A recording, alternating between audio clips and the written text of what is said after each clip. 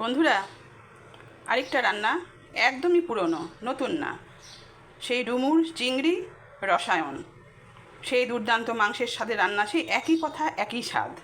এখানে নিয়েছি সেদ্ধ আলু, একটু টমেটো কুচি, চিংড়ি মাছ, বিভিন্ন রকমের বাটা মশলা আছে মাংসের স্বাদ আনার জন্য, কাঁচামরিচ ফালি, পেঁয়াজ কুচি, সব কিছুই আছে। এই ছেঁচা ডুমুর আজকে চিংড়ি দিয়ে একটা রসায়ন হবে। দেখি তাদের কেমিস্ট্রিটা কেমন হয়। তন্দ্রাহারা নয়ন আমার এই মাধবী রাতে, তারার কুসুম হয়ে যায় স্বপ্ন ঝরাতে। তন্দ্রাহারা নয়ন আমার এই মাধবী রাতে। ডুমুরের তরকারি ফোটার অপেক্ষা করছিলাম, ফুটে গেছে। এখন পড়বে গরম মশলা আর একটু ঘি দিয়ে নামিয়ে নেব বন্ধুরা।